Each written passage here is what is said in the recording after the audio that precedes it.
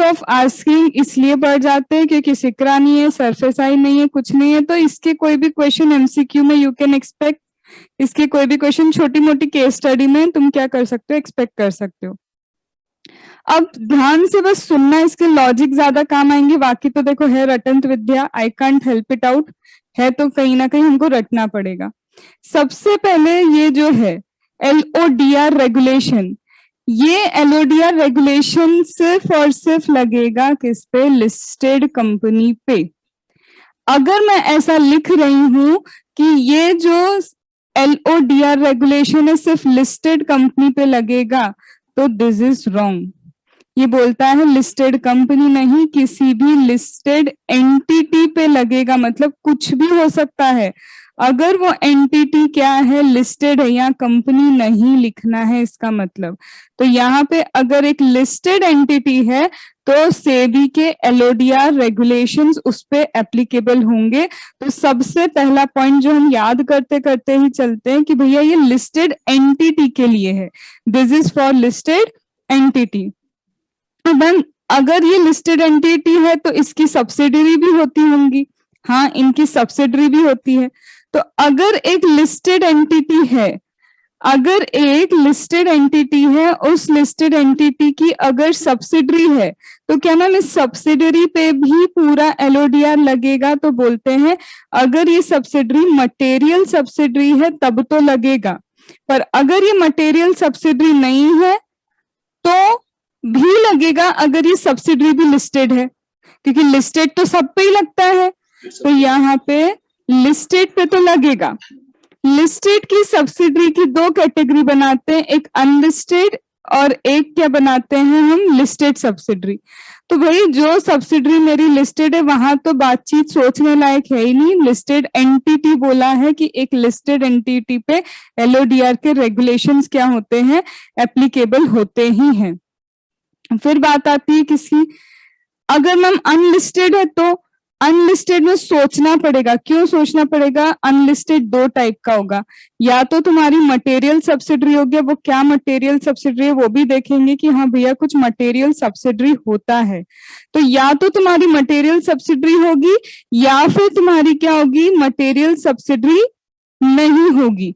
तो भाई अगर अनलिस्टेड है और ये मटेरियल सब्सिडरी नहीं है तो भी नहीं लगेगा, क्या नहीं लगेगा, तुम्हारा LODR रेगुलेशन नहीं लगेगा। तो इन शॉर्ट बोले अगर हम, तो हर लिस्टेड एंटिटी में ऑटोमेटिक सब्सिडरी भी कवर हो गई अगर वो लिस्टेड है, और अगर अनलिस्टेड है और सब्सिडरी है तो it should be a material subsidiary, तब जाके क्या लगता है, हमारा LODR रेगुलेशंस लगते हैं।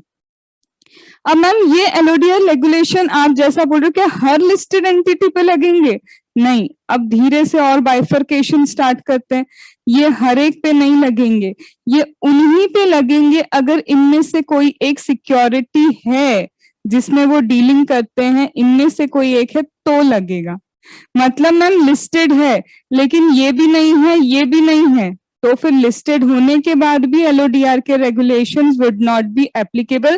तो ये बोलना बिल्कुल गलत है कि हर लिस्टेड एंटिटी पे लगेगा, नहीं, लिस्टेड एंटिटी जिसमें से कोई भी एक भी ये सिक्योरिटी हो गई तो लगेगा।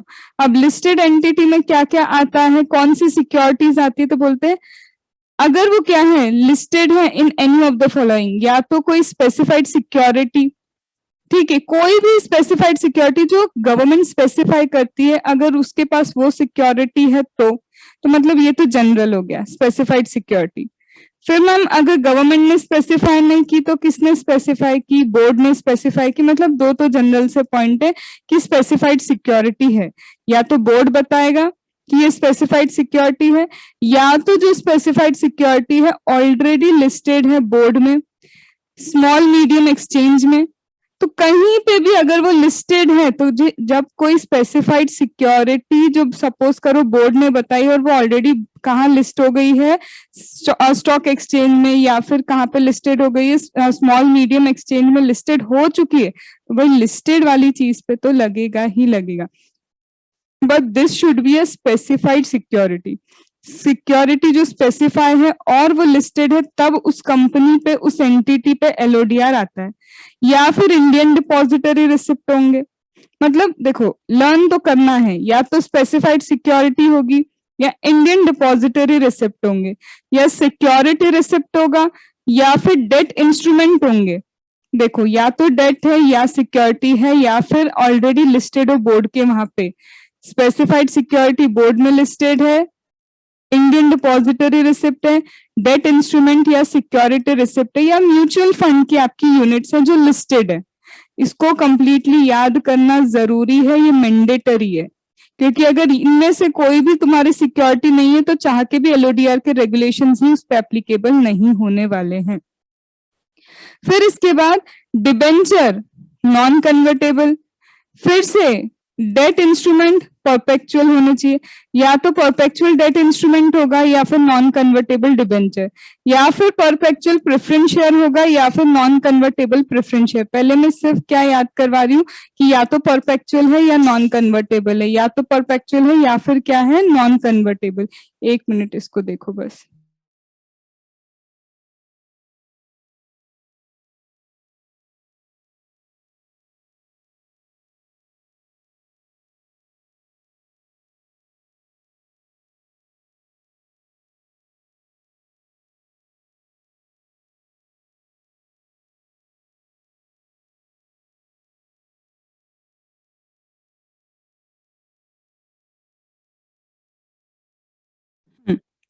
या तो देखो नॉन कन्वर्टेबल होगा या परपेचुअल होगा। पहले सिर्फ ये वर्ड याद रखो कि भैया या तो नॉन कन्वर्टेबल चाहिए या फिर परपेचुअल चाहिए। अब क्या चाहिए? नॉन कन्वर्टेबल डिबेंचर हो सकते हैं, नॉन कन्वर्टेबल प्रेफरेंस शेयर्स हो सकते हैं। डिबेंचर हो सकता है, नॉन कन्वर्टेबल तुम्हारे क्या हो सकते हैं? प्रेफरेंस शेयर्स हो सकते हैं। अब यहाँ पे बोलते हैं अगर नॉन कन्वर्टेबल प्रेफरेंस शेयर्स जो कन्वर्ट नहीं हो सकते तो कम से कम रिडीम तो होने चाहिए, तो non convertible redeemable preference share चाहिए। और अगर नॉन कन्वर्टेबल है तो क्यूमुलेटिव, नॉन क्यूमुलेटिव है तो बोलते परपेचुअल। नॉन क्यूमुलेटिव क्या होना चाहिए? Preference share perpetual, entirely for the learning purpose, कि ये वाली क्या है सारी सिक्योरिटी होनी चाहिए, जिसको अभी अपन ने देखा स्पेसिफाइड सिक्योरिटी लिस्टेड होगी बोर्ड में, एसएमई में, या फिर तुम्हारा क्या होगा इंडियन डिपॉजिटरी रिसिप्ट, या फिर डेट इंस्ट्रूमेंट हो सकता है, या फिर म्यूचुअल फंड के यूनिट हो सकते हैं, या फिर सिक्योरिटी रिसिप्ट हो सकता है, या फिर नॉन कन्वर्टेबल डिबेंचर हो सकते हैं, या फिर परपेचुअल डेट इंस्ट्रूमेंट हो सकता है, या तो non convertible redeemable preference share हो सकते हैं, या फिर non cumulative perpetual preference share हो सकते हैं, या फिर कुछ भी जो बोर्ड ने बताया है। ये था पूरा रटंत विद्या यहाँ पे। अब फिर से काम की चीजें, की फीचर्स ऑफ एलओडीआर इंपॉर्टेंट, बिल्कुल यहाँ थोड़ा सा एनालिसिस स्टार्ट होता है। तो बोलते हैं एलओडीआर के कुछ की फीचर्स है। क्या की फीचर्स है? देखो भाई, जब बोर्ड का कंपोजिशन होगा, हमने कल भी सेबी में भी बोर्ड का कंपोजिशन किया है, उसको भी याद रखना। एलओडीआर में भी बोर्ड का कंपोजिशन है, उसको भी याद रखना। बोलते हैं एक ऑप्टिमम मिक्स होना चाहिए executive as well as non executive director का। ऑप्टिमम क्या होना चाहिए? अब ये तो बताओ। तो बोलते हैं ऑप्टिमम मतलब कम से कम 50% नॉन एग्जीक्यूटिव डायरेक्टर चाहिए, एटलीस्ट बोला है, ज्यादा हो सकते हैं पर एटलीस्ट 50% क्या होने चाहिए? जितने भी टोटल नंबर ऑफ डायरेक्टर्स हैं उसमें से नॉन एग्जीक्यूटिव डायरेक्टर होना चाहिए, एटलीस्ट एक वुमेन डायरेक्टर भी चाहिए। तो एक बात बताओ मेरे को, क्वेश्चन में लिखा है पब्लिक कंपनी। अब दो चीज हो सकती है, पब्लिक या तो लिस्टेड कंपनी हो सकती है या अनलिस्टेड कंपनी हो सकती है। लिस्टेड कंपनी में भी लिख दिया कि इसमें क्या है, ये म्यूचुअल फंड यूनिट्स हैं इसके पास, तो अगर वो बोलेंगे कि एलओडीआर के अकॉर्डिंग तो ये आंसर लिख के आना। अगर वहां पे क्या है पब्लिक कंपनी है, अगेन लिस्टेड है, लेकिन लिस्टेड होने के बाद वो सारी सिक्योरिटीज को मेंशन नहीं करके रखा, तो नॉर्मली कंपोजिशन जो हमको बता के रखा है शुरू में डायरेक्टर्स के चैप्टर में कि कम से कम एक रेसिडेंट डायरेक्टर चाहिए, एक वुमेन डायरेक्टर होनी चाहिए, इंडिविजुअल डायरेक्टर होना चाहिए, तब आंसर वो आता है। और मैम अगर अनलिस्टेड कंपनी, तो बात वही हो गई ना, एक अनलिस्टेड कंपनी मतलब सारी कंपनी ऑटोमेटिक फिर से नॉर्मल कंपोजिशन आएगा यहाँ पे, ठीक है। अब यहाँ पे बोलता है कि ये जो एलओडीआर है मिनिमम ऑप्टिमम क्या होना चाहिए, मिक्स होना चाहिए एग्जीक्यूटिव नॉन एग्जीक्यूटिव डायरेक्टर का। इसका हम बोल सकते हैं 50% चाहिए टोटल नंबर ऑफ डायरेक्टर का, एटलीस्ट 1 वुमेन डायरेक्टर चाहिए। अब ये काम की चीज, इंडिपेंडेंट डायरेक्टर, इंडिपेंडेंट डायरेक्टर अगर चेयरपर्सन है, बोलता है कि एक क्या होना चाहिए, इंडिपेंडेंट डायरेक्टर। अब बोलता है कि इंडिपेंडेंट डायरेक्टर कितने चाहिए, इंडिपेंडेंट डायरेक्टर भी लिस्टेड कंपनी में चाहिए। अब मेरे को याद दिलाओ, लिस्टेड कंपनी में सार्थक कितना पढ़ा था कि कितने इंडिपेंडेंट डायरेक्टर चाहिए? मिनिमम एक या फिर 1/3 ऑफ बोर्ड। सार्थक 1 कहाँ लिखा है? 1/3 of total number of director, और प्राइवेट कंपनी में 2 डायरेक्टर, अगर ऑडिट कमिटी कुछ कहे तो उसके अकॉर्डिंग 1/3।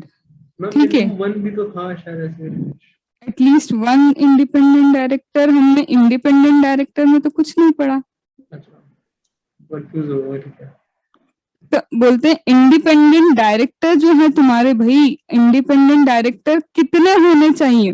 तो बोलता है देखो नॉर्मली तो 1/3 इंडिपेंडेंट डायरेक्टर होते हैं अगर वो लिस्टेड कंपनी है तो, लेकिन हम अनलिस्टेड कंपनी है, वही पब्लिक का क्राइटेरिया अगर फुलफिल हो जाए। क्या था क्राइटेरिया, टर्नओवर कितना था वहां पे?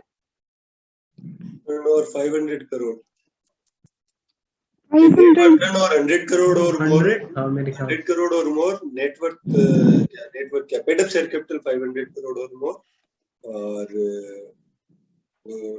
एक्सीडिंग 50 करोड़ लोन डिबेंचर वो है। चलो आउटस्टैंडिंग लोन डिबेंचर वगैरह तो ठीक है, ग्रेटर देन 50 करोड़ है। मेरे को पेड अप कैपिटल और टर्नओवर जरा बताना क्या है? 500 करोड़ और मोर। टर्नओवर कैपिटल शायद 100 करोड़ था और टर्नओवर अच्छा, शायद 300 था शायद, मतलब 300 मेरे को तो याद देखो अभी की अभी देखो और अभी की अभी याद